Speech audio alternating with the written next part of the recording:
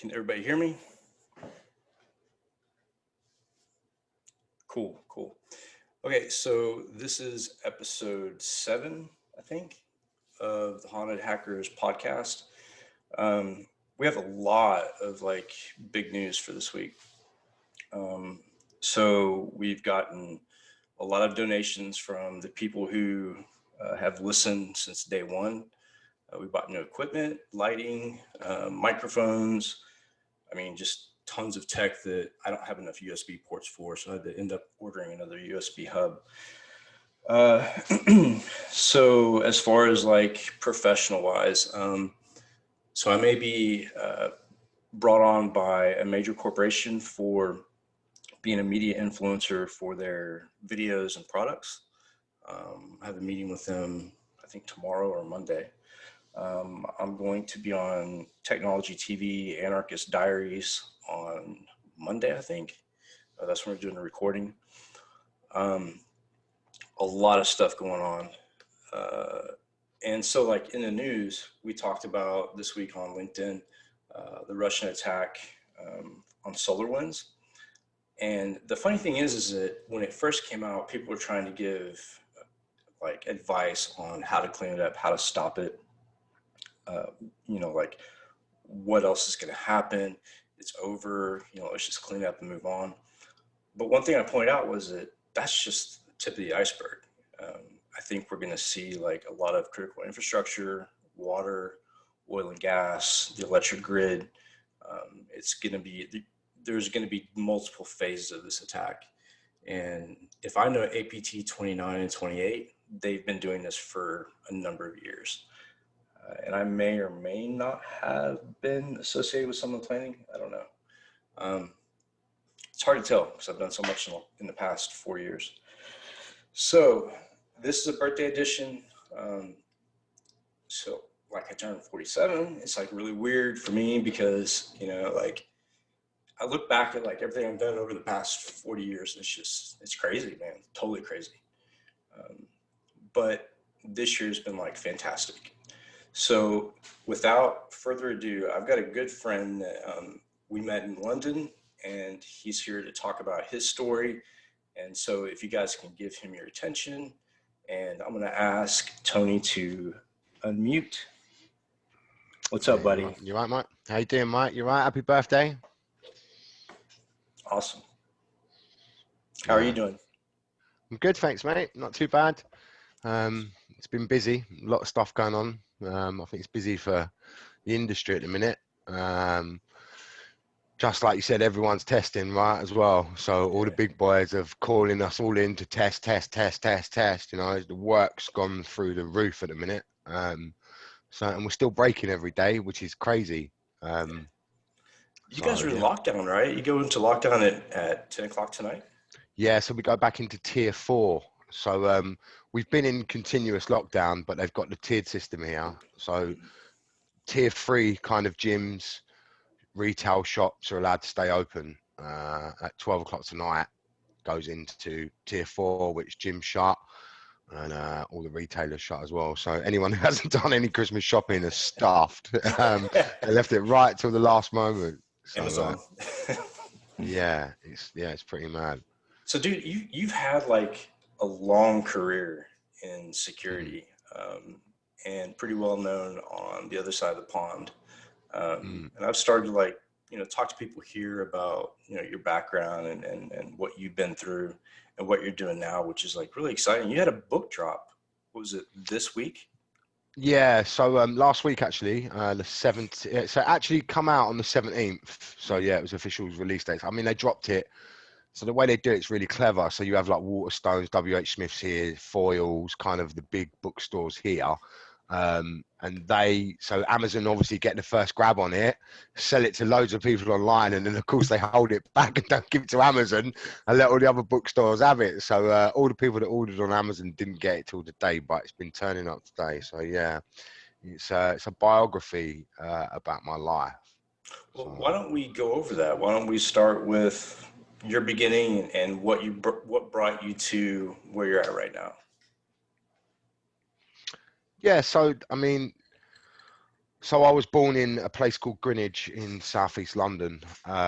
It's kind of like a really different type of area. It's like one part of it is really affluent, the other part is really poor. I was born in the poor part, and I often say that, unfortunately, for lots of financial institutions around the world, I was born in the poor part, because I would go on to commit multiple frauds against those guys, you know, working out long before the internet came along and there was internet fraud, right? There was physical frauds, cash. Everyone wanted cash out of banks. You had kind of casinos. And if you're like, as a kid, I was really inquisitive. So I would learn like different ways to manipulate people. You know, now it's social engineering now. So I had a whole career. I started at 7 years old. My uncle lowered me into a pub to just go and open the front door to let all the bigger boys in so they could rob the pub, right? So these things as a child happening, they kind of shape who you then become in later life. And I then went done sponsorship forms and figured out ways to beat the local telephone boxes. And then when I was 16, I figured out credit card fraud. Back then it was all track two information. So really simple, little small grabbers, get people working in restaurants, grab the numbers, put the numbers on Argos Premier Points cards they were then, yes, so just blank cards. And then just get people that I worked in stores to say, give us a bit of cash back. Do you want to do a bit of cash back? And I would go around everywhere doing that. And that grew massively. I then met guys that could get me blank real cards out of Citibank out the back door. I learned how to punch up the cards with the silver foil, and you just then start to get a trade in making documents, because you want to, everything then becomes about documents. You know, finance is starting to kick in, the boom of the credit boom that the whole world needs. You've got the likes of GE Capital and Lloyd's of London creating this financial boom, and I'm seeing all that. You know, I'm looking at that and thinking, wow, that's like a massive elevation into debt and how you could obtain goods, right? So I earned a lot of money in my criminal career just getting TVs, just getting like kitchens, just getting normal stuff for normal people on an everyday basis. But I was that guy, right? You rung my phone tomorrow, I'm better than Amazon, mate. I'm coming with the whole thing delivered and it's half price. There it is, yeah. And that brand that sold, people started to get that, you know. Mm-hmm. So, you know, you talk about like credit carding, and I got into a little bit of that back when I was with Anonymous, and you could buy, you know, a credit card track reader, a magstripe reader and writer for like $100 on eBay, and then a stack of blank cards with magnetic stripes for like $100 for, you know, 200 cards. I paid What three and a we, half grand for my first one. yeah, yeah, and then So we that's would how the, yeah, just print the cards and go to town. But then we there you moved go. to online, I guess, cashing in the money. I think they call it muling, buying products and reselling the products to reimburse the cash from the cards. Um, Yeah. but your tune was upwards of what, $30 million total? Yeah, because what I figured out, I mean, so I've never actually put a figure on it, but when you start to total up, you know, so I would go in store. So some of the stuff that you guys done online, Mhm. I'm doing that before online exists, right? So you could go into the store and you could get like, they had department stores here, and you could get the forms that you fill out for the finance that used to be left lying all around the store. And somebody who worked on the beauty counter could open up a finance agreement and they have no idea of the ID that they're going to look at, right? So Exactly. our ID could be useless, yeah, but the information was spot on, and that's what got them. It was that, you know, I figured out the credit rating system. I knew that if I got 750s, yeah, as long as I stayed in that sweet spot of a 750 credit rating, I would always achieve the figures that I wanted. And it's just consistency, and you just get more and more and more of it. And that's all we done. So did you ever venture off into like identification, like licenses, driver's license or passports or anything like that? Yeah. Yeah. Yeah. So I can make passports, driving licenses, all of that stuff. I mean, what I figured out that was probably the most lucrative thing was mortgage fraud. So, so with mortgage fraud, right, you've got different versions of it. So you have a version of where you go and get a mortgage in and you lie about how much you earn, yeah, and the HMRC or the IRS can then have an investigation and figure out that you committed mortgage fraud. You shouldn't be doing that. That's one type, right? Yep. Then you have the other type, what I done, which was I understood what an indemnity was for a solicitor, right? And I understood that if I get a solicitor who wants to run away, but also wants to earn a lot of money, yeah, I can raise mortgage offers against any properties wherever I want. And then with my dodgy solicitor, I can draw down all of those funds. And of course, he goes to wherever he's going or she goes to wherever she's going. And we split the profits. And so I very quickly, I was able to get someone who worked in a mortgage company whose job it was to pick up mortgage offers from the fax machine that they came into every day. And so every day you could get me 4 or 5 mortgage offers. By the time you've got through the end of the week, you've got nearly 30 mortgage offers, all of around 350, 400,000 pounds. You're drawing down 10 million quid with one lawyer, yeah, splitting the money, and then away they go. And those funds build up very quickly, you know, and that was my speciality. That's what I got really good at. Yeah, so that was one of the attacks that we carried out during Occupy Wall Street with Anonymous. Was I disclosed a ton of fraudulent mortgages within the bank that the bank was actually making, Yeah.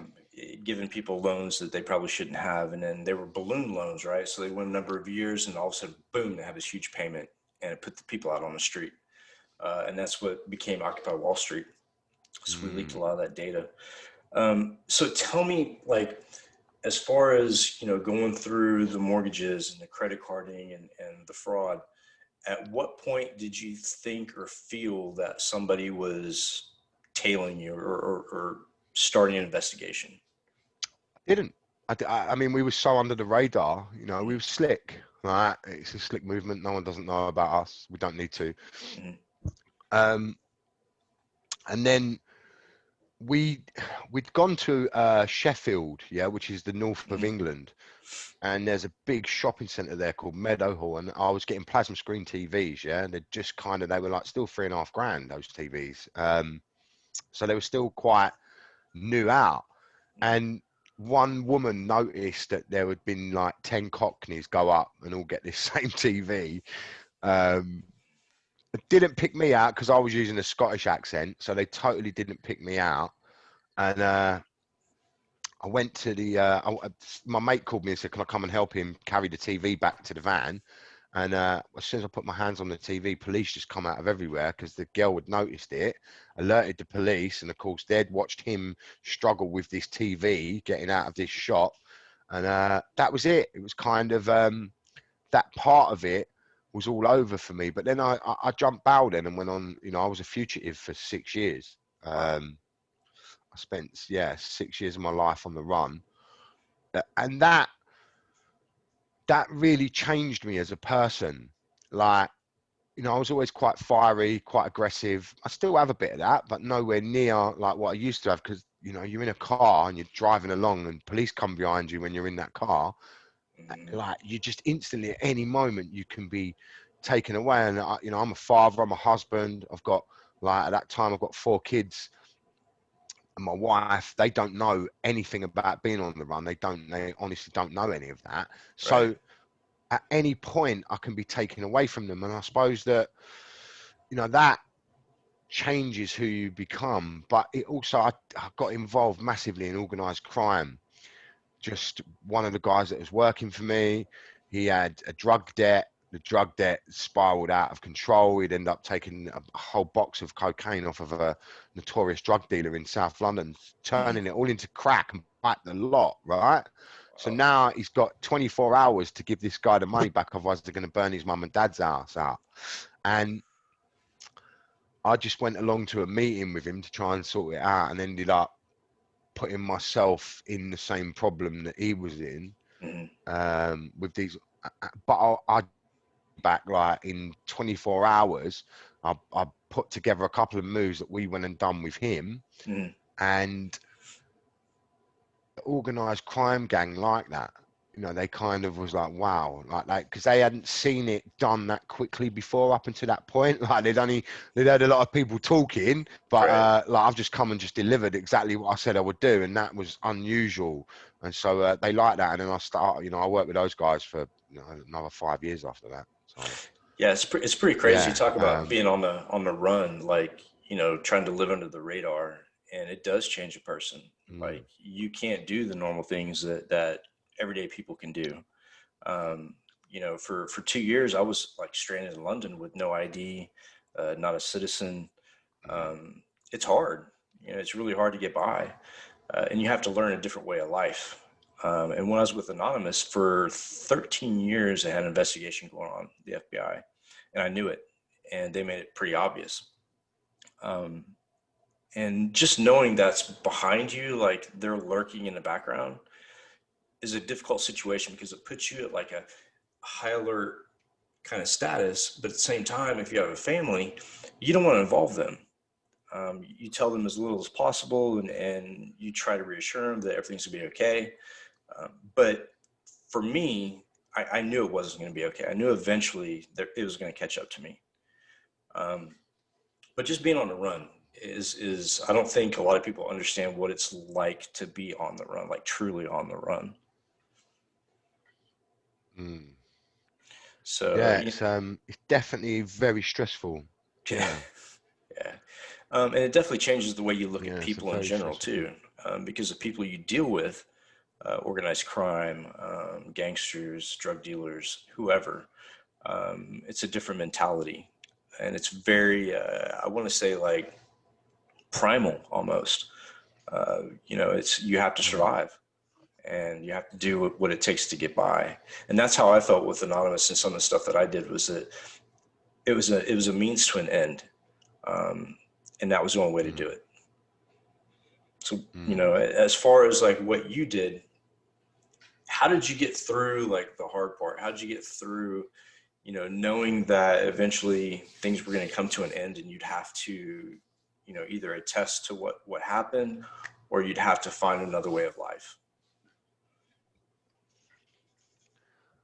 I suppose it gets to you so much, yeah, that because you think about it every day you wake up could be your last day that you're going to be free, right? Right. So you think about it every single day, but a week, 2 weeks, a month, 2 months, a year, 2 years. Now you're into 5 years, and you're just living, you're just existing. You're not even thinking about any of getting caught anymore. All of those thoughts have gone. You're just worried about existence. Yeah, like I need to survive. I've got a family that I have to provide for. I've always provided for my family. I've always provided for myself from a young age, and I think that my childhood probably, I was bullied at a young age. My mum was an alcoholic when I was, a kid, Mm. and she gave me up at 2 days old to my grandmother. So my grandparents brought me up, and I think that stuff just gives you the right amount of tools that you need to survive through those harsh times, Mhm. like, and it sets you up. So my heart rate is different to most people's because my DNA has been changed from a young age to understand to accept trauma, Right. right? So I have sexual abuse as a kid. I see my mum getting beat up by the husband that she's with. Like when you're around domestic violence and you see all this stuff, like the fear factors that you might have if you're not around that stuff get suppressed, Yeah. and, and that's what creates criminals. That they actually know that part of it is what creates criminals, and we're just starting to learn to understand all this stuff now, of how it all works. Exactly. Like, so I talk in some of my first speaking tour, I talked about the psychology of a hacker. And there's always something that drives each one of us. It's not something that is just instilled or taught. It's a genetic thing. It's a psychology thing. We react to different environments differently. Uh, Growing up as a kid, I had cousins who, you know, this adopted uncle I had owned a trucking company, and they got busted for trafficking and organized crime and racketeering. So I totally understand like the family part of it. You know, family has a lot to do, and the environment has a lot to do with it. You know, and seeing that stuff go on, it's almost like desensitizing. You know, it's like that's normal and that's accepted. It's a way to survive. But you know, even coming back to the States, I'm still on that, I guess, on the run type feel. You know, trying to battle with the U.S. government. They actually sent a letter from the IRS telling me that I owed them $65 for last year. I didn't even live in this country last year. You know, it's like, what do you respond to that? I can't get like legitimate citizen rights. You know, you won't even allow me to be a citizen, but you want my money. You know, so I have my own crafted response for the IRS, and when I get that letter, I'm going to send it to them. It won't be very nice. So tell me what you're doing now, because I've heard a little bit of it. You and I have talked about some of it. Really exciting, cool stuff. So one of the things I try to tell the listeners and people getting into the industry is, no matter your background, no matter what you've been through, you can always turn around. You know, it's just take those skills you've learned and put it to good use, right? So with your background and the things you've gone through and the dealings with law enforcement you've turned that around. So tell us where you're at right now. So I am head of, well, so I have two different roles, two different jobs. So I actually started two different companies because what we do is quite unique, right? So company one is We Fight Fraud. So that is a fraud and financial crime prevention business, yeah? We understand crime through a 360 view, right? Like we understand a business through a 360 view. So what we can do is we can take a business and look at it through a criminal mindset. So for instance, if we break in, so we'll pen test a bank, right? But we're looking to exploit the bank in different ways. So if I'm a criminal network, I'm going to need money to be moved abroad and look laundered and nice and clean. I can also increase my revenues by doing that, increasing the revenues that come through to the organized crime group, right? And these things are easy to do when you know how to do them, like how we know how to do that stuff, right? So I will show a bank, look, so my business partner Solomon, he's a very gifted, talented Asperger's hacker. I told you we've had the conversations before, Mike. Yeah, and I've learned over the years that there's different types of this hacking thing as well. Yeah, so like I'm not a hacker, right? But I can get into any building on the planet. No building can stop me. Doesn't matter. And I don't have to use social engineering. I can break into it in a way that a burglar would break into a building. So I've got but I understand the data and I understand the processes of the data. Right. And I understand if I had a hacker, what could I do? Like, oh, look, what's a Proxmark, Sol? Oh, yeah. What, we can clone the RFID? Oh, wicked. Look, let's put that on there. Look. And the way we deploy that is so different to how a normal pen test team will deploy it, yeah? And we get what we want. Like, and now we've got passes to the building to walk about and do whatever it is we want to do. And it's having that criminal mindset. So we teach companies how to stay safe. And then from those tests, my other company is a TV production company. So we make mainstream TV. We make stuff for most of the channels. We make stuff, I myself have been responsible for lots of the crime access that we see on UK TV all the time. So I've done it with Gordon Ramsay and all of these guys that front these shows. I've given them a lot of the access to the dark worlds that you then see on TV.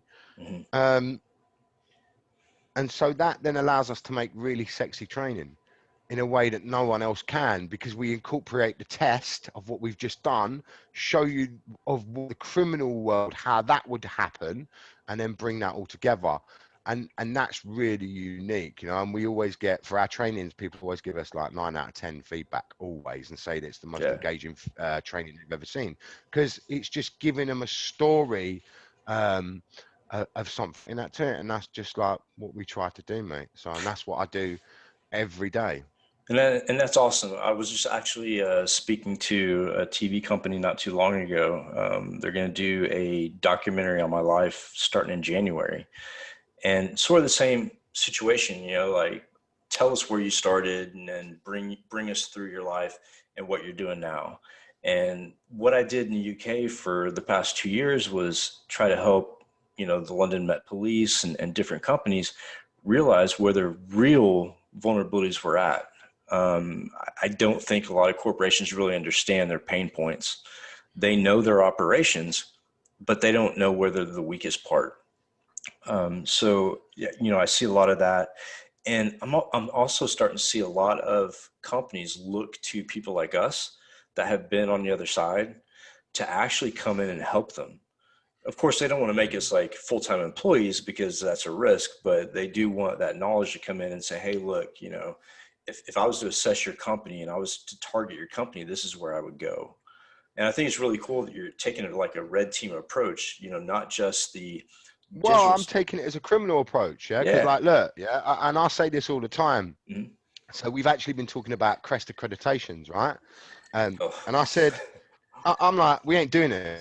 The company's not doing it. Forget it. We're not doing it. Yeah. I don't care yeah. what you lot say. You can be on the board. You can have all these, whatever you want. We're not Mhm. doing it. I said, tell me one criminal that's got an accreditation, please. Well, like there isn't any. So I'm confused about what you're actually thinking here. Yeah. We don't need accreditations to do Exactly. what we do. We're So, good at so it. I, Either we're good or we're not. so my partner and I started a company called Crypteasec over in London, and we had tons of people just from hearing me talk and going from different cities to city speaking, and they wanted us to come in and do pen tests. And the first question was, do you have CREST accreditation?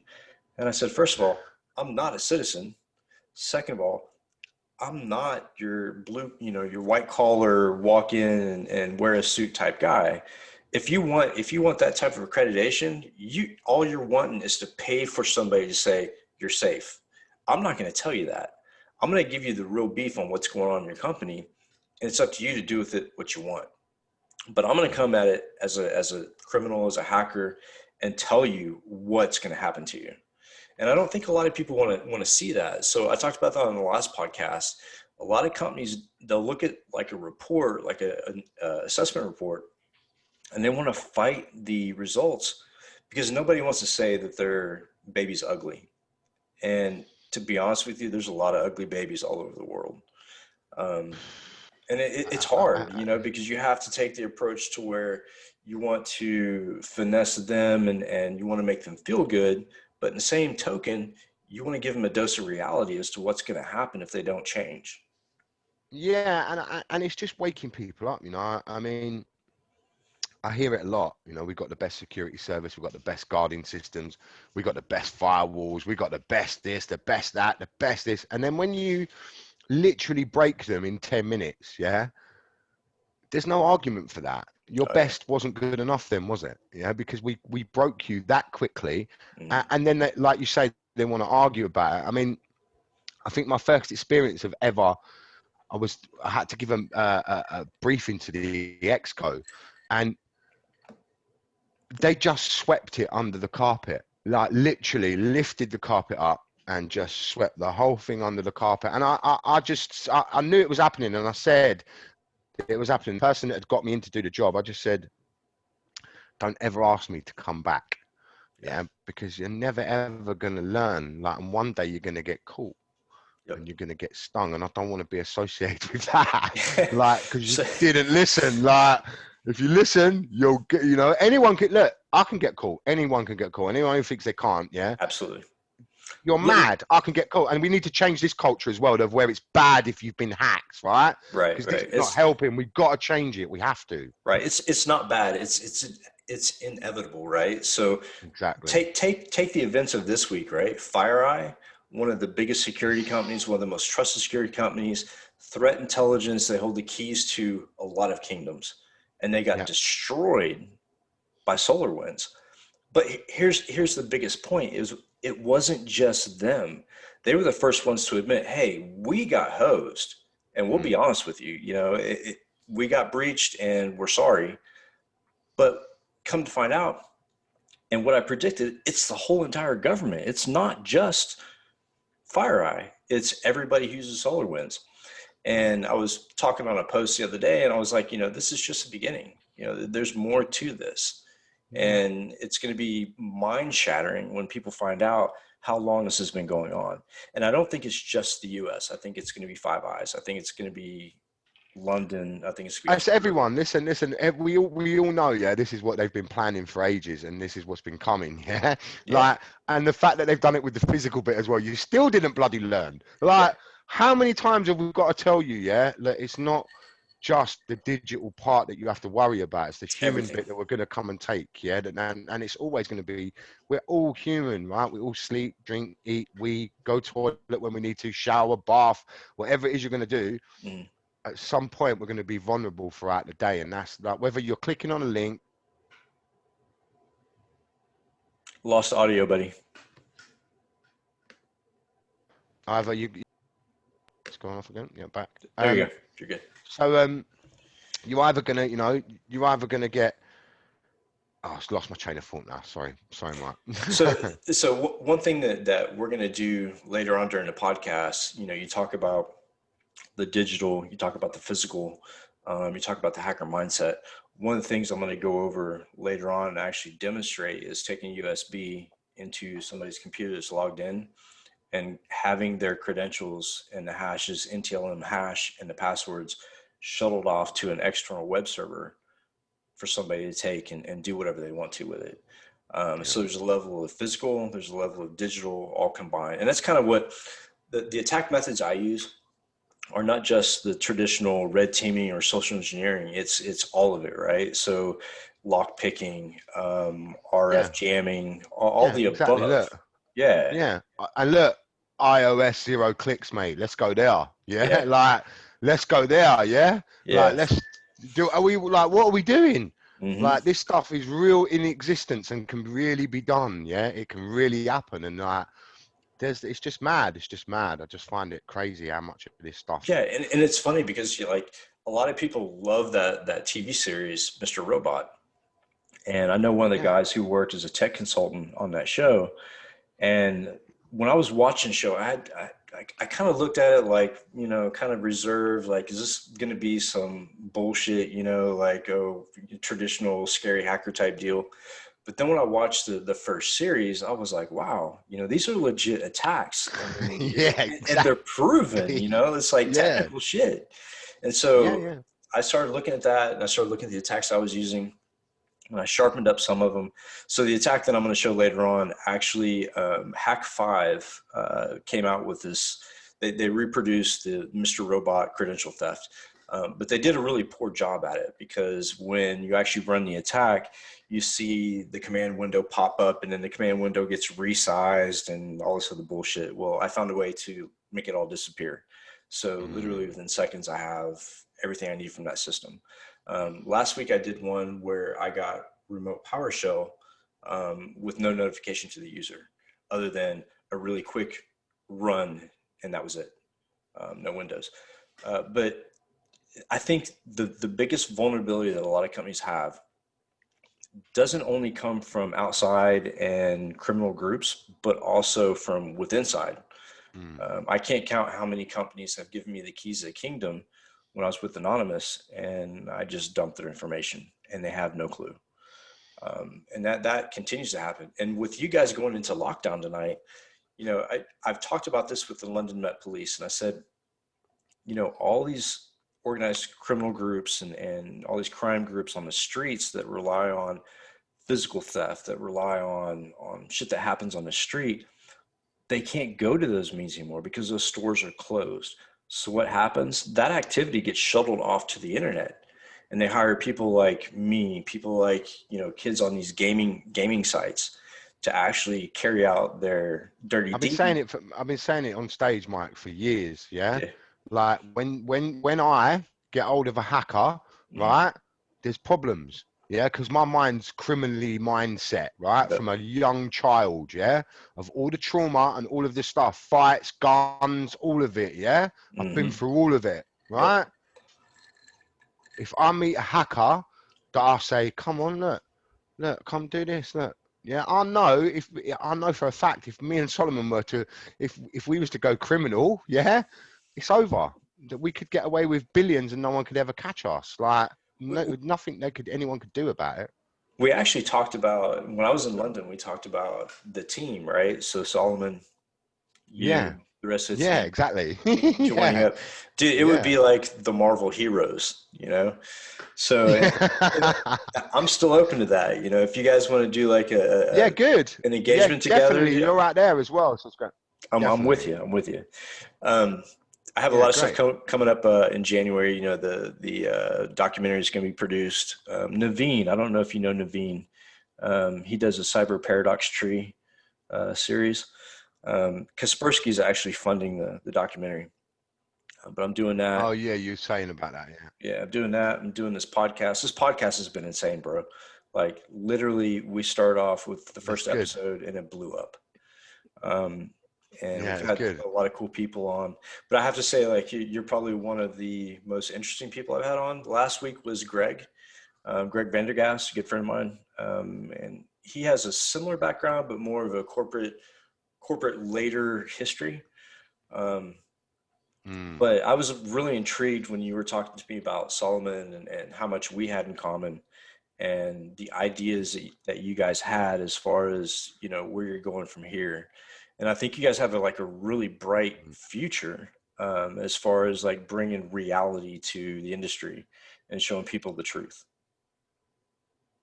Yeah, well, thanks. I mean, it's taken long enough, mate. We have to keep banging our heads against the wall all the time, especially like they keep inventing roles for people that work in companies, right? Like, and you have to keep now teaching these people of what it's really about, and that, like, we'll keep doing that forever. So yeah, for sure. Anything I can do to help you guys, anything I can do to help you guys, just let me know.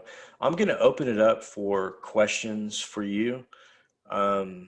So if you guys want to unmute and, you know, ask Tony whatever you want to ask. If you want to do it in chat or through video, go ahead. And I'll kind of moderate the conversation. And then after that, we'll go into the actual technical exploitation.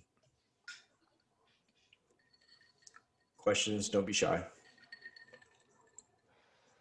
A bunch. What are you drinking over there, Tony? I've actually got a bottle of Apple Jack. Can you see that? Yeah. Nice, brother. Nice. Yeah. Cool.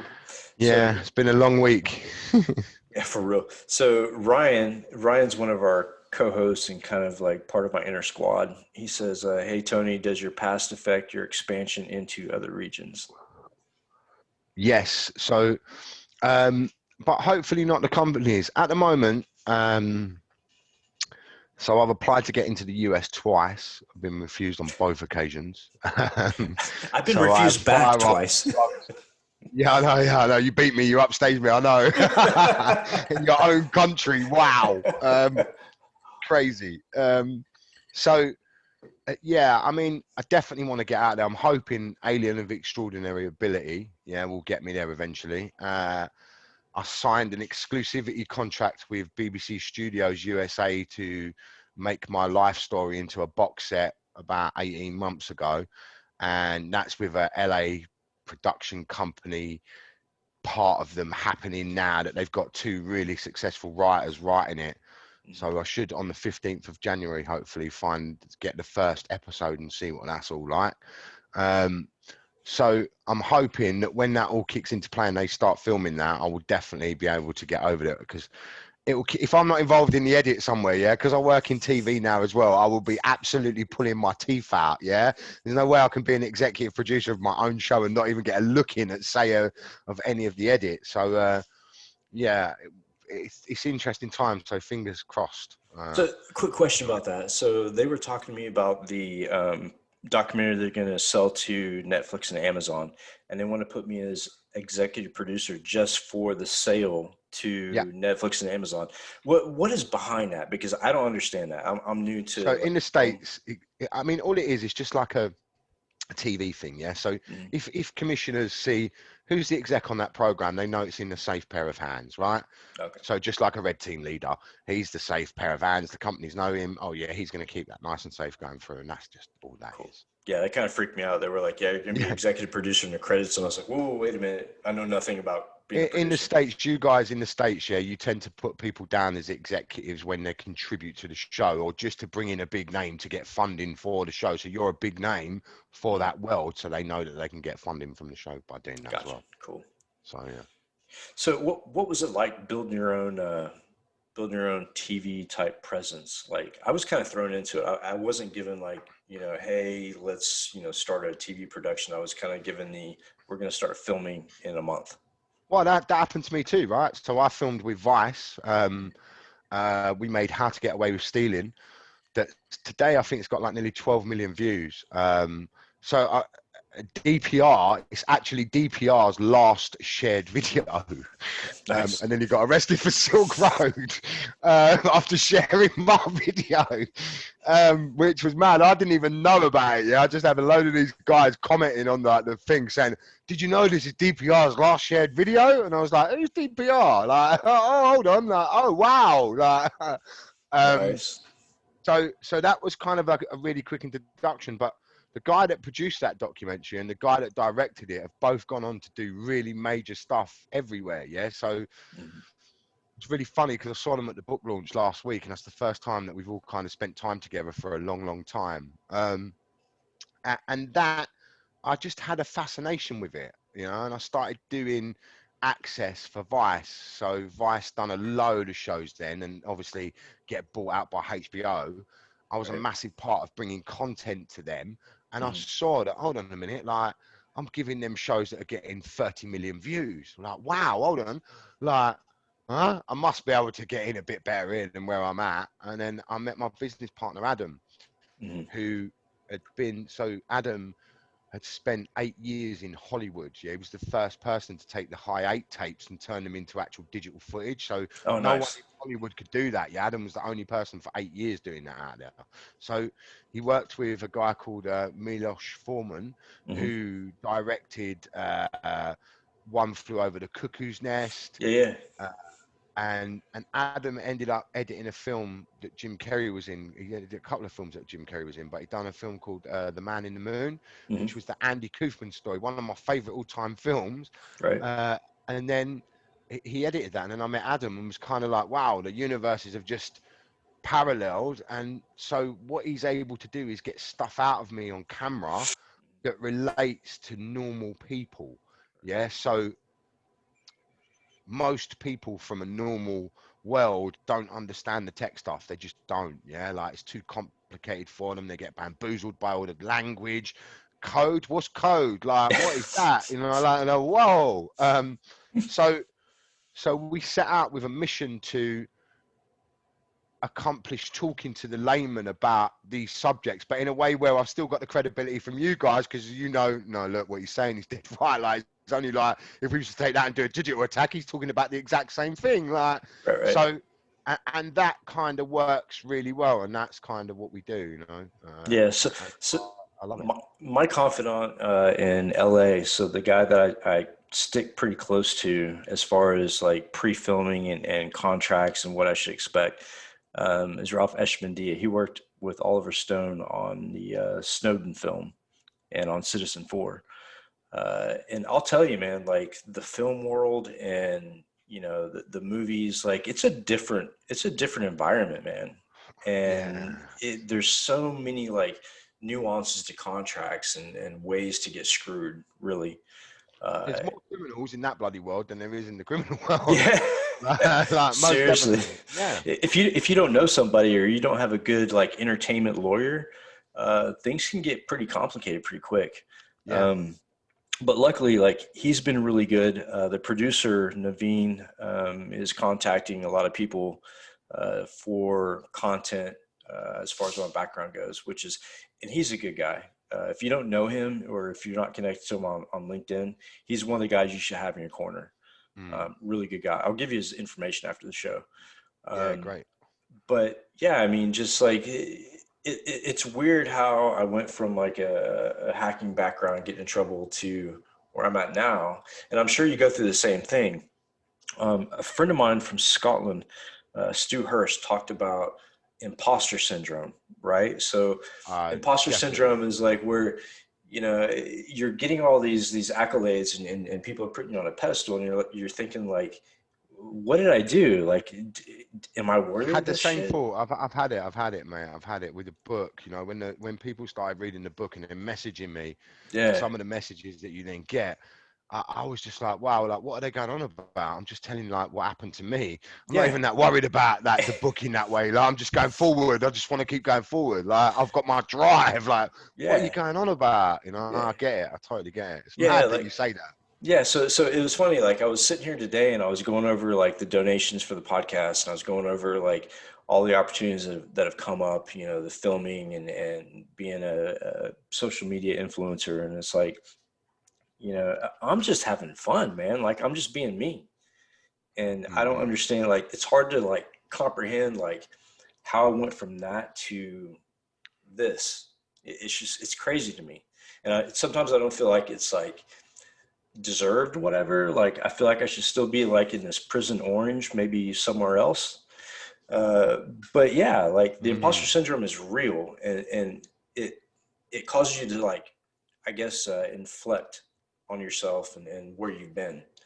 Um, but I think the thing that helps me Most the most definitely. is like continuously putting out content, and focusing on the future, and like really like trying to give back, because that's been my purpose the last 3 years, was like really give back to the community, to what I took so much from.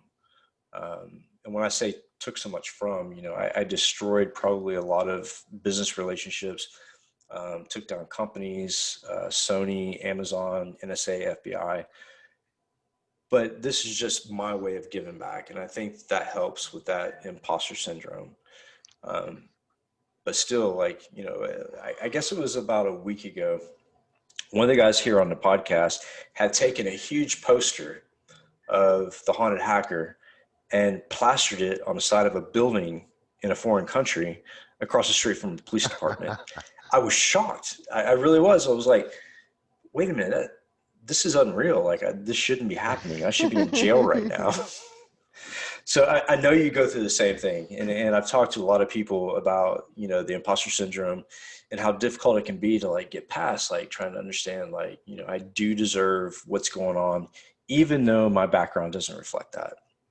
So, but I think the future is going to be a lot different.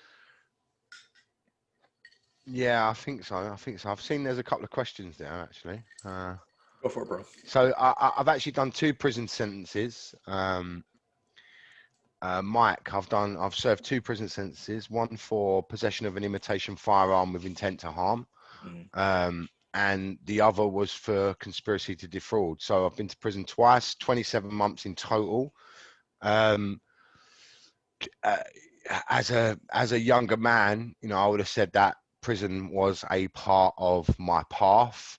Mm. Uh, I definitely had some changes in prison after being on the run for 6 years on the last prison sentence. Like I said, my wife didn't know. So when I was eventually caught, I sneaked out of the cell that I was put in and into a room where there was a telephone, and called my wife and sat there crying my eyes out on the phone to my wife for an hour, confessing everything that had gone on before the policeman caught me and said, right, go back in there. And then, so when eventually she came to visit me 3 months later, I was in prison up north, and she was holding my son's hand. And when she walked in, he was crying, and I could see him crying. I'm sitting there in my bib, my orange bib. I'm sitting there and thinking, like, what's up? Like, and when she comes over, I said, what's up with him? She said, you're in prison. What do you think's up with him? Right. And I was just like, oh wow, all this trauma that I've been selfish, Mm. and I'm just kind of trying to push that onto them. And so it's at that point that I go back to the wing and I want to change. I've had enough, and it's Right. time to sort my life out. And that's exactly what I've done. So do you So I hope find that answers you, like Mike. going through all the stuff that you went through, do you find yourself being changed to the point where you don't like to open up and give everybody 100% of who you are. No, I made a choice. I decided that I would be honest with everyone, yeah. And by doing that, I'm being honest with myself. Like when you've lived a life for so long, my whole life, yeah. Like I actually done an interview with a big newspaper here the other day, and I said like, I didn't ask to be sexually abused as a kid. I didn't ask to see my mum get beat to a pulp, yeah. Right. But as a kid, that made me want to be someone else, Right. right? I committed identity theft. You don't need to be a rocket scientist to work out trauma led me to commit crime 1,000,000,000%, right? Exactly. No ifs, no buts. It's not an excuse. It's just what happened, yeah? I'll take it on the chin forevermore for what I've done, and I'm totally happy to do that, right? But we definitely have to start looking at crime in a different way. Yeah. Because that's just... Well, even the smallest crimes, can lead to like total trauma and just, so what I went through is nowhere near what you went through as far as the trauma goes. But growing up in an environment where, even in the military, being in intelligence, I was told to not say anything and to keep everything close and oppression's just as bad, mate. 100%, 100%, mate. Just teach me to keep my mouth shut and give stories that, would protect me and protect the operation.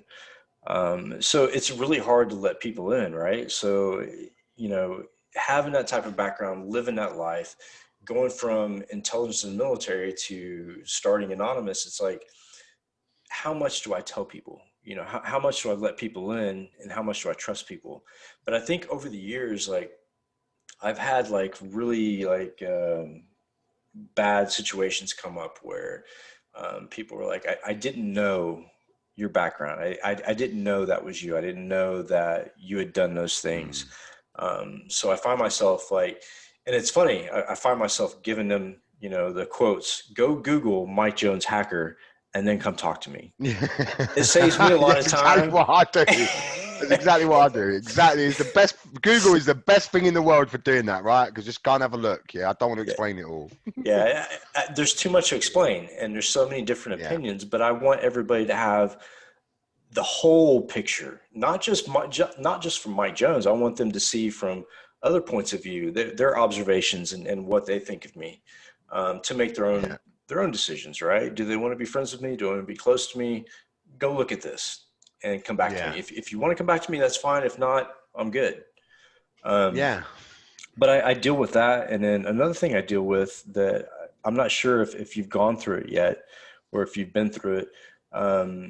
It seems like there is like a greed, right? So I got involved with a group here locally, and they started like attacking me, right? Like trying to like, threaten me. And it's almost like, I guess Ryan called it tall poppy syndrome, where you get to a level where you've accomplished X amount and people want that level, but they don't want to have to work to it. So they try to take you down to their level. Yeah. And you're gonna get them everywhere. They're haters. You're always gonna get them. Like, the thing is, this industry that we're in, right? So you've got a few of us, right? There's the Kevin Mitnicks. Yeah, you've got Brett now doing his thing. Yeah, exactly. Kevin's just like, wow, like really? What the hell's going on here? Like, come on. And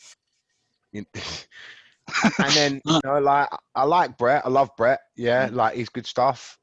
You. Solomon as well. There's some really, really, really good people coming through, but the industry still oppresses so many. It's taken me 10 years I've been doing this, and in a conversation 4 years ago, my agent was talking to MasterCard and they said, well, what if Tony stole all our data? And he just said, well, do you think you could stop him if he wanted to? Like, it's just that kind of arrogance from their part of like, if you was lucky that we never targeted you. Because if we would have, there's no way you could have won. You would have already been hit and lost. And that, I think, getting that message over, I think in 2012 I said data is the new cash. Yeah, man. Like in Dublin. And because it's understanding what data is, right? And even now we do it to the general public. So I've just started talking about this and saying that, look, when a company says their data got hacked, what is that? Do you realize that they're talking about your user information, your data, your information, you're right. the data, right? And that is a very different kind of, because now people go, hold on, they're losing our stuff, like, because they've got around it for so long just by saying we lost our data. No, you lost our data. Like, right. hold on a minute, that's right. very different, you know. And that, but I mean, it's all just, you know, fines, the ICO, all the stuff that you have that's coming here. I don't know how it is out in the States. I would have thought it's just as bad, to be honest. It's chaos, bro. Like, so I try to tell people during my talks that, you know, all the shit that you get for free, let's talk about TikTok, let's talk about Facebook, let's talk about Google and Gmail. Yeah, it may be free, If it's but free, guess you're the what? product. Yeah, You're the fucking yeah, product, you know, and exactly. it happens.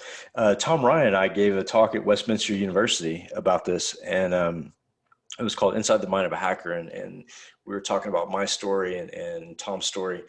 And on stage, we were talking about how I made a point how the people that signed up for these services were the product. And the next morning, the ads on my phone was fucking ridiculous. It was everything I had said the night before. I was like, they listen 24/7.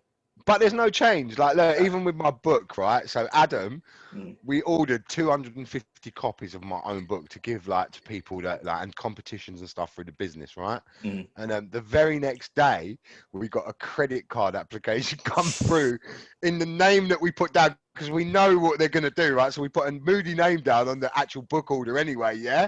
And a credit card application come through in that name that's never been at that address. So it's never changed. They've always done it.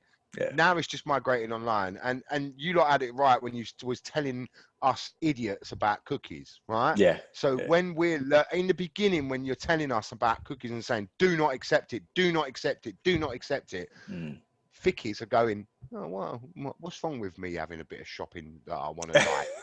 Like, it's nice to see them, but now your feed's overwhelmed with what they want you to buy, you know? And it's just like, oh, doom and gloom, whatever it is they want to give. And then you start getting emails and phone calls, you know, based on your searching behaviors and analysis and behavior analysis, and it's just crazy. You know, I just want to make a point too, is that I haven't received one of those books, Tony. Oh, no worries, man. Drop me your. I'm just messing with you. I'll send it over to you. Definitely, I'll send it over. I've got to post some out there this week to the production people. So just send me over your address, and I'll definitely put one in the post. Yeah. Cool, bro. So yeah, like there's a lot of stuff going on. I know you guys are going into lockdown. And one of the things that we talked about before, and I continuously try to push, is the fact that it's Christmas season. You know, there's a lot of people buying things online, using credit cards, using, you know, PayPal, whatever. Just know that if you're giving your information to a vendor, those vendors are probably giving your information to somebody else. Amazon especially. I've had a nightmare with Amazon over the past couple months. Literally every order I've had has been fucked up. So just be careful during the holidays, especially during lockdown, of who you give your credit card number to and how you utilize your online operations. So any more questions for Tony? I'm going to leave it open for a second. I'm going to go get a refill on my drink. And then when I get back, then we'll go into the technical situation and we'll talk about hacking people's credentials via USB and Kerberos tickets. Tony, I'm gonna leave it up to you. Ryan, if you want to moderate and kind of like maintain the conversation, I'll be right back. Yeah, the Australia question's funny as well, Ryan. I mean, my granddad actually lives in Australia that I've never met, and I can't get there to meet him either. So hopefully, like I said, I'll be able to get in as an alien of extraordinary abilities sooner or later. So what's your opinion on this whole skills shortage? Do you reckon we're weaponizing an army of disgruntled unemployed? Yeah, it's mad, isn't it? So I'm not sure what's going on, to be honest. I'm like, this whole thing just seems mad. And I don't think anyone would have thought we would be in these positions that we're in now, would we? Like, it's just mental. The more at home, I suppose, the more easy it all becomes. Well, Does anyone got any questions? 2 cents. Yeah, just add my 2 cents. I don't think your background really hinders you. You just got to find the right person that has the credentials already to back you. If you find the right people to say, okay, I know you've been to jail. I know you've done some bad things in your life, but you got the skill set that I need to do the job. Yeah, and that's exactly what I've done. That's the route I took. If you find somebody to take that leap with you, then you're good. Yeah, I mean, my business partner here in the UK is actually the ex-head of fraud for the Metropolitan Police, ex-head of terrorist financing. So we, that as soon as I got that, it really changed everything because just like you said, everyone. There's somebody that's willing to say, "Hey, I'll take responsibility. If he does something wrong, it's on me. Yeah, I trust him. He's going to do the right thing. He's going to be right by me, and he's going to be right by your company." Because a lot of the companies we interview, and when we do piss in our sheets, discuss pen testing, they say, "Oh, I want you to come at me like a criminal." Well, you're not going to find some guy with ethical hacking and all that stuff coming at you like a criminal because they don't come at you like a criminal. So you have to actually find somebody that thinks like a criminal. And there's only 2 types of people that think like a criminal: police and actual criminals. And even police is difficult for police. So Andy will tell you, my business partner will tell you, he spent 9 years as an undercover officer and 30 years in the police force, and he said he could never get close to thinking how I think, because he doesn't. What I realized is this, that low resting heart rate that I got given because of the trauma that I suffered as a child, right? My mum getting beaten to a pulp. That gives me a low resting heart rate, which means that in situations of stress, I'm going to relax. And that relaxing into those stressful situations is really dangerous and powerful because it allows you to switch on. That's when you're at your most dangerous, right? So that being able to do that is definitely an advantage in this world. I try and make clients understand that all the time. And it's also about opportunity. Creating that right criminal opportunity and showing the customer what that criminal opportunity is, and like you said, there's a small few that can do that. Right. That's why I do have a degree in cybersecurity, but I don't have the skills that Mike or yourself have. And I'm more the business type, and I'll take care of the business end. But I need people like you and like Mike to be able to do the technical part. And I understand you guys don't want to do the business end. That bit's all boring for us. You don't want to have to shake their hands. You just want me to get the job and say, this is where you need to go attack.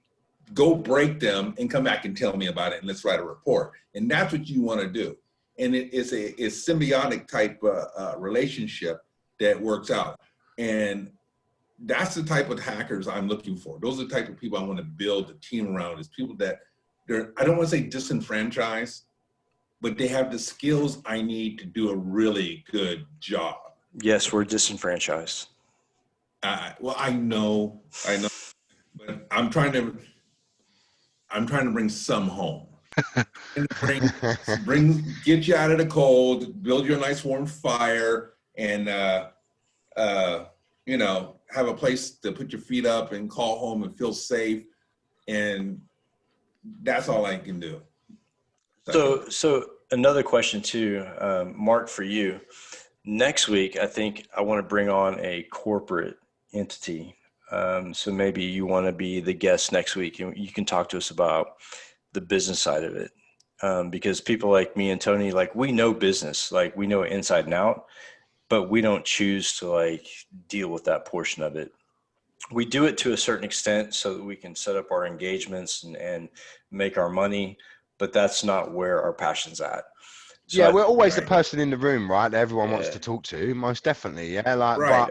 But you have to understand that I don't want to close the sale. I want to pass that over and let the team do that and take care of that. And then we can disconnect away from all the other stuff. And that took me personally a long time to to figure out. You know, as a fraudster, I am a salesman naturally. I've got to sell myself constantly because I want everyone to believe what I'm saying. So that took me a little bit of time to figure out. But hey, Mike, have we just had a disclosure about mine and yours relationship? Do they know our relationship? No, they don't. So I'm just going to put this out there. I put out on LinkedIn. I'm signing with New Direction Cyber. They're a German company.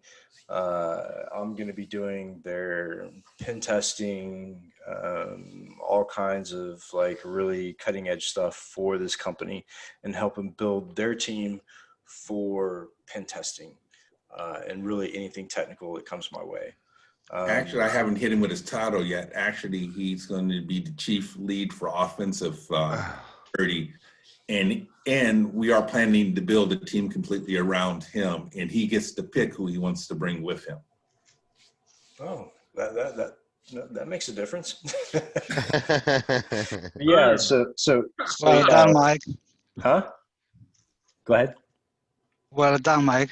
Yeah. So I've worked for a couple companies foreign for the past, I guess, year, Russian, German, really all over the place, UK. I've been on the board for like 3 or 4 companies.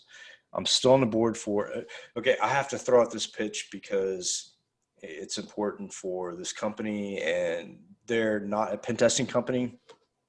They take all of the cybersecurity companies and put them into a database. The database is called Jenny. When you query that database, Jenny will tell you who the best person is for the job you're looking for. And the CEO is Tanesh. It's a great, I know you know who they are, Tony, because they're out of London. But I'm on their board. I'm their U.S. ambassador right now. Great group of people. There's a couple other like international speakers that are on the board as well. So keep an eye on Jenny. Great database. They're kind of like the Yelp for cybersecurity. Also Kaspersky, I have to like give props to Kaspersky because I'm going to be their new media influencer, I guess. And they're doing my documentary in January. So props to Kaspersky for supporting our community. And obviously, dude, like Tony, you and I have like crossed paths several times. We haven't spoke together on any stage yet, but I really think there's an opportunity there. Like I've spoken with a lot of people, you know, Greg Vandergas. I've been on the stage with Lisa Forte and other people in the UK. But I think at some point we need to do a virtual conference, maybe just you and I. Yeah, Talk definitely. about I'd love to get you on a We Fight Fraud live as well. So we do like a live conference. Yeah. So it'd be great to get you on. So I think I told you before that I bought Hackney If You Can. Yeah. Yeah. So I bought the domain name. Yeah. So we're definitely going to do some serious hacking and pitch Solomon against everyone else. So yeah. We just kind of got to get it figured out. And, you know, everyone's always offering a good price somewhere. Yeah. See, my price is pretty low when it comes to hacking. I do it for fun. And a lot of the stuff I do now, like every week, I don't know if you know the history of the podcast, but every week I focus on one specific hack, and I give a document telling people how to like execute the hack, and I show them how to do it. This week is a little different because I didn't have all this equipment before. Like I had multiple cameras and lights and all kinds of crazy shit going on that we didn't have before donations. So like I'm going to be doing a live hack and showing people how to collect credentials from computers that are not locked out, which brings up another like really cool topic besides what you and I do.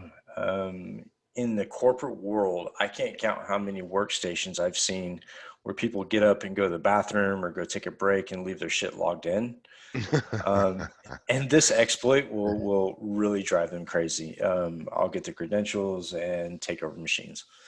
Or they've got passwords written by the side of the computer. I don't even need that, man. I just plug in this USB for 15 seconds and I got NTLM hash and the password. So, and God forbid they're an admin, because then I have domain credentials.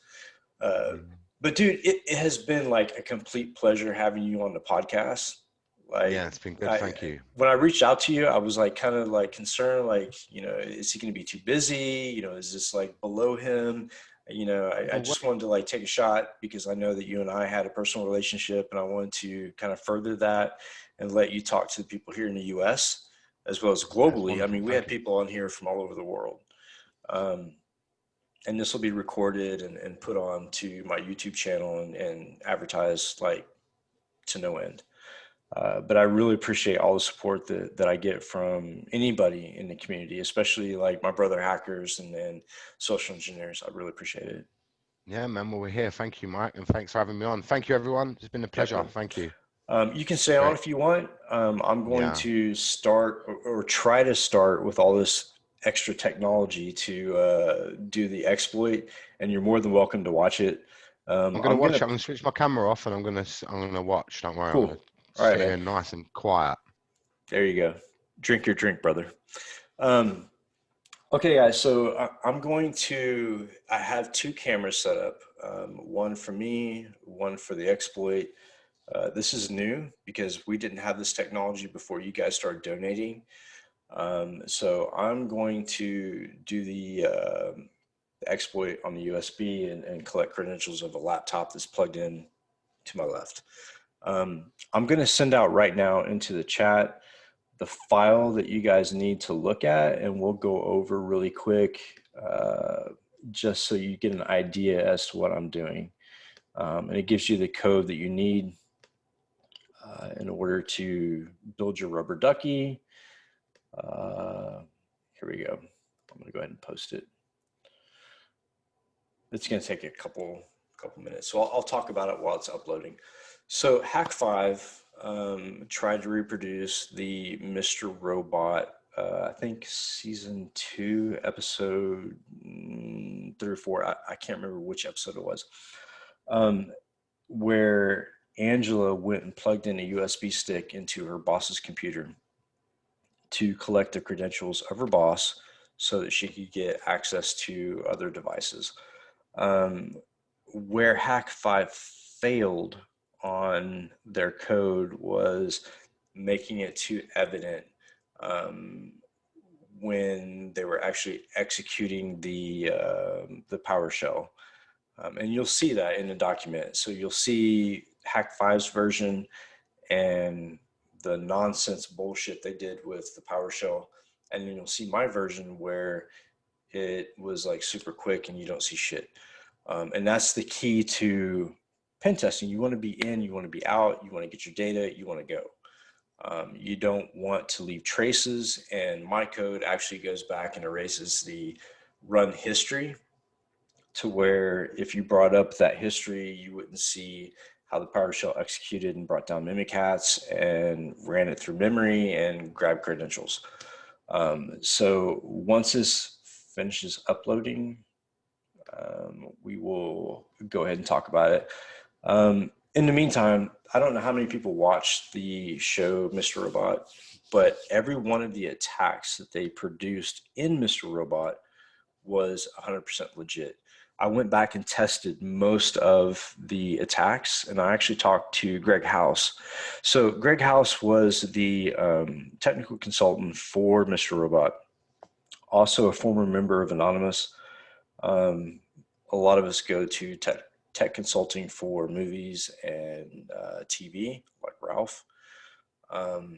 And we kind of give guidance to the directors and executives like, hey, you know, that exploit you're doing is like way the fuck off. You know, this is what really needs to happen. But unfortunately, Hack5 got this wrong. And this is what I'm going to go through is my own version, and I've copy and pasted my code into the document so you can see how to hide the PowerShell window as well as collect all this stuff. So now, okay, you guys have the file. I'm going to bring it up on my system so I can see it while we talk about it. And I'm going to attempt to do this exploit live so that you can see it and see the effects. So if you guys can go ahead and open that document, and we'll start from the beginning. The title is Hack Like a Ghost. And I label with that because I re-engineered the hack so that it could be more quiet. Kim, yes, the file is posted. It's right above. You guys let me know when you're done downloading the document. This is very difficult because I put this together and have to upload it, so it takes some time. But in the meantime, so I have 2 Twitter accounts. I have the Haunted H Twitter handle as well as Stinger 2013. The Stinger 2013 goes into more of the IoT hacks. When I was with the FBI and doing CI work, they had me going out to multiple countries and exploiting their surveillance cameras. This was after Mariah botnet. So I knew the vulnerabilities and I knew where to find them, and I could scan the entire country in less than a day using mass scan. Along with HTTP screenshot, I could categorize all the surveillance cameras and surveillance systems and pick which one I wanted to attack. And I would take over the surveillance cameras, take over any kind of smart home devices, whether it be Wi-Fi light bulbs, whether it be fish tanks, whether it be cameras, whatever it is. So I did that, and I infiltrated a lot of foreign government compounds. I have a screenshot on my Stinger 2013 Twitter feed from Iran, from Syria, from Iraq, from Afghanistan, you name it. There's screenshots from all of their critical surveillance systems. So this kind of like expands on that technology. And I actually use this against a company that I worked for. They wanted me to assess their situation, their vulnerabilities. And when I came back and I said, you have 500 Eternal Blue vulnerable systems that I can control, plus, you know, you don't control and protect anything of mimikatz, and I can like exploit servers on your oil rigs out in the ocean, middle of the ocean, take over your oil rigs. They didn't want to admit it, but they were scared. They wanted to know how to protect against it. But at that point, they didn't want me to talk anymore. They didn't want me to look. They just kind of shut me off and said, just watch the screen. And at that point, that's when I left. Because a lot of companies will take those vulnerabilities and that sensitivity and not want to do anything about it because they're afraid of, I guess, the people internal. And that's the dilemma that a lot of us run into is when we, you know, interview for these positions and say, you know, this is my background. I'm totally upfront. And you can ask Mark. When I interviewed with companies like New Direction Cyber, you know, Google me, bring it up. That's my background. If it's not kosher to what you're looking for, then I suggest you contact like somebody like Deloitte or somebody that has, you know, a young kid in a suit that can come in and check a box and say you're okay. But I'm going to give you the real world criminal view of what's going on with your network. And to me, that's the most valuable. Is everybody downloaded the document yet? Give me a thumbs up if you have. If not, I'll wait a couple more seconds before I start going into it. Yay, nay. Okay, cool. All right, so the document, Hack Like a Ghost. So you see the GIF above from Mr. Robot Session where their greasy-haired Linux hacker has given Angela the USB to plug into her boss's computer to get the credentials, right? So what you're gonna need basically is a rubber ducky. You're gonna have to code your payload.ps1, which within the links down below you'll get. The RX PHP is very important. So the rx.php is basically transmitting the credentials collected by mimikatz to the web server or listener that you're looking for, so you can get those credentials remotely. You'll need a web server that has PHP enabled so that you can host that rx.php. And you'll have to have a netcat listener open. So the netcat listener will basically look for that connection back from the exploited machine and collect those credentials. A target logged in, it's important that the target's logged in. You can code this to where the target doesn't have to be logged in, but for my own personal security reasons, I didn't add this because I don't want people using it on random targets that could lead back to me. And it takes a level of, social engineering, right? And when I say social engineering, I'm not talking about actually speaking with the target and convincing them to plug it in.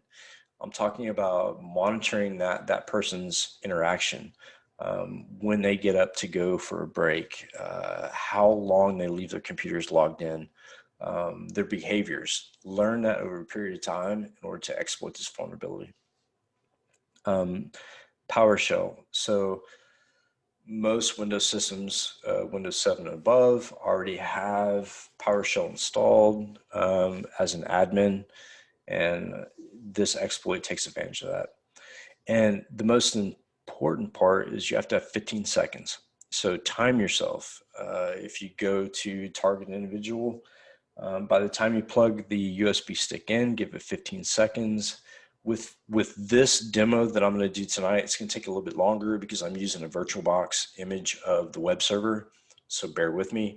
But the legit exploit, if you want to use like AWS or your own home system with forwarded IP, will literally take 15 seconds to gain credentials from that machine. So let's go into my setup really quick. My setup consists of a Kali Raspberry Pi, which I host the payload for this exploit on, which is payload.ps1. The second box is a Kali box listing on port 80. So the netcat listener, the way that I have it set up, it utilizes port 80 traffic, which to most IDSs, most IPSs, AI, ML technology looks at as legitimate traffic. I've tested this against Darktrace. Darktrace says port 80, oh great, you're looking for a specific file from a web server, no problem, because you do it all day long.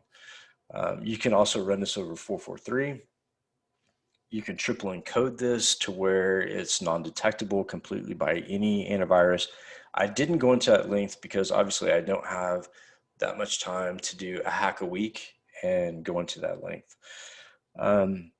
So what basically happens, the Ducky payload mimics the keyboard, opens up a PowerShell.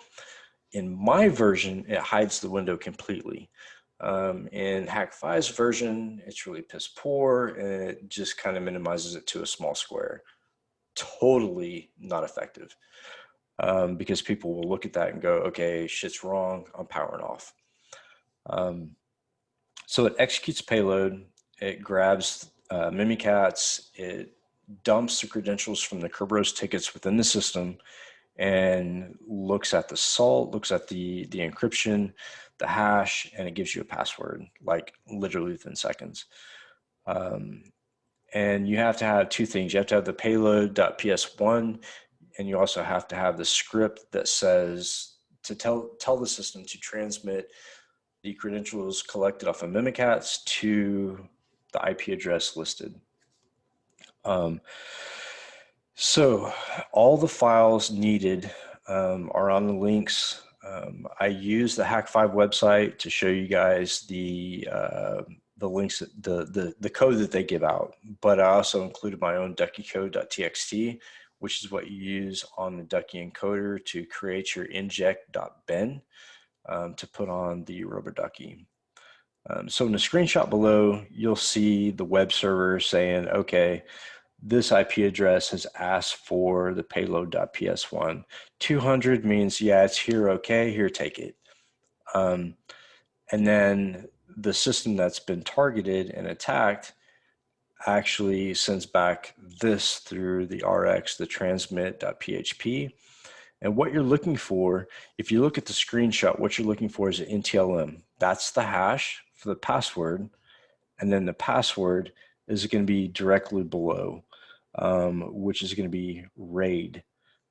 So we did this on my roommate's computer, and I reproduced it on this document. And no, his computer's not going to be internet facing, so don't worry about it. So you can see below like the PowerShell operation, and you can see how I use the PowerShell -window style hidden to hide the window. And you can see the difference between the Hack5 version of the exploit and my version, right? So scroll down and look at the GIF. So with Hack5, they plug it in, it brings up a run command, which is really obvious. It brings up the run box, and they minimize the box. And at that point, you're looking at like 3 to 4 seconds of the window manipulation, and which will throw an alert to the person sitting behind the keyboard saying, oh shit, something's wrong. I've either been infected or been attacked. And so you watch the GIF a little bit longer, and it gives you credentials. So scroll down a little bit further and you see my version, right? So you plug it in, it opens up a run box, boom, gone, nothing. Literally looks like an admin function of running an update. You don't see the PowerShell box. You don't know that somebody's in your system. All you know is that you plugged in a USB, possibly there's an update on that, or it's looking for a driver, and nothing. And what's really cool is I've encoded that payload to go back and delete all of the run history, right? So if they try to pull up that command line again through that box, there's nothing there because I've deleted all that. And the end result, of course, is your credentials. So down below, I give information on mimikatz, what mimikatz is, how it works. It's a pretty complex, very in-depth application where you guys can read about it. You can use it in many, many, many different ways. Use it in malware, use it in whatever you want. PowerShell is pretty default with Windows. I'm not really sure why they've left it so vulnerable for so long, but I use PowerShell quite a bit. If you listen to the podcast last week, I use PowerShell to pop remote shells on web servers. So it's really effective. And also I encode the duckycode.txt and the inject.bin to run the PowerShell as the system admin. So if you do that, you get a lot more credentials than you would like the user logged in. And then down below you have like the link to Hack5 and their write-up of the Mr. Robot hack. But I would suggest that if you really want to be covert about it, use my duckycode.txt and not theirs, because if you use theirs, you're going to come into a situation where that window just sticks there. Not feasible for covert attacks. So now I'm going to try to run this. Bear with me because I'm running off of 2 screens and also 2 cameras. And this is a first time, thanks to you guys, that we had these donations and I was able to get this technology so that we could utilize it for our own purposes. Give me just a few seconds and I'll set it up.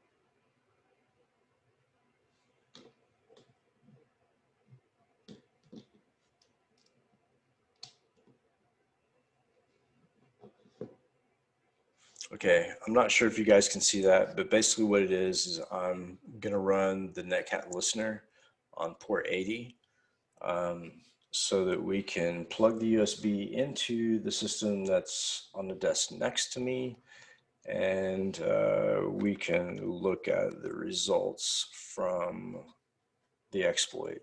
So I'm going to run over to the other system, plug this in, and we should within probably 15 to 30 seconds see the dump from mimikatz. So give me 1 second. I'm gonna go plug this in. Hey, Mike, maybe turn your virtual background off. It's kind of messing with the what's coming through.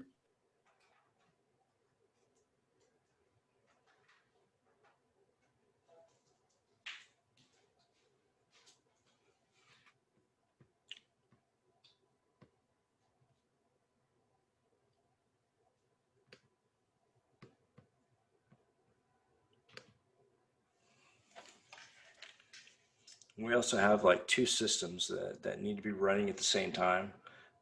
The web server and the listener, because that's the way I have it set up. You can see where it's requested the rx.php. Unfortunately, I didn't have the virtual box running yet, so I'm gonna unplug it, plug it back in, and we should see some really cool results here in a second. Let me reset this really quick. All right, give me 1 second.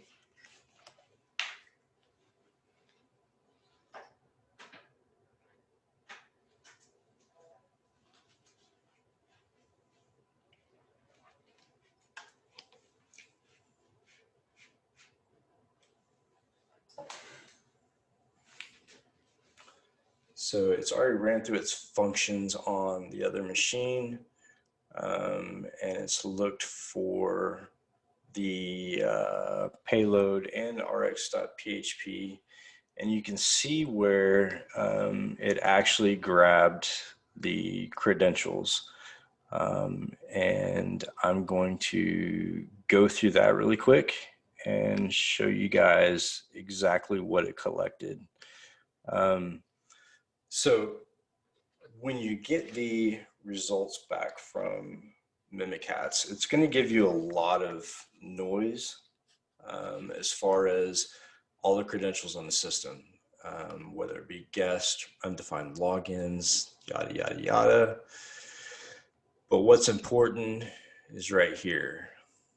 So you look at the authentication ID, the username is crew. So then you look at the different NTLM and SHA-1. I'm going to try to take the camera up to where you guys can actually see it. It's not working.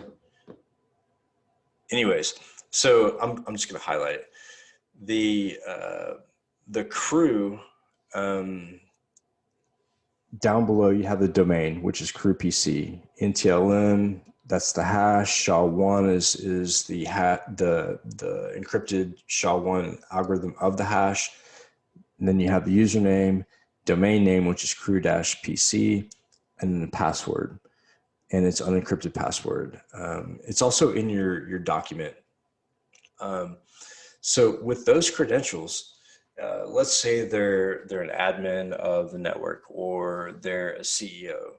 You now have their password for email. You have their password for the system. Really anything you want. And that's the whole point of the Mr. Robot hack. Was Angela was trying to get access into the network from a remote situation, so that they can control it and work with White Rose to take down E Corp or Evil Corp. So the actual hack on Mr. Robot works, and here's proof. And you guys have the code. All you need is a rubber ducky and the document I sent you. And if you have any questions, we can always talk about it. But that's that.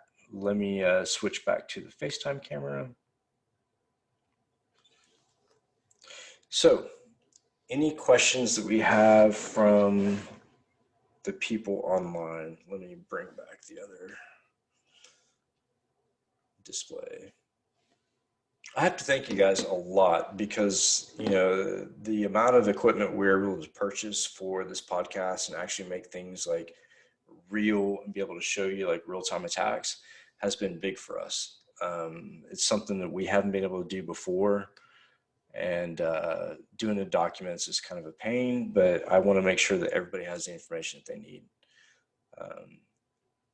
And people are asking me to take out my virtual background so they can see it better. Next time I will. Any questions regarding the Mr. Robot hack or anything in general for me or Tony or anybody online? This is your shot.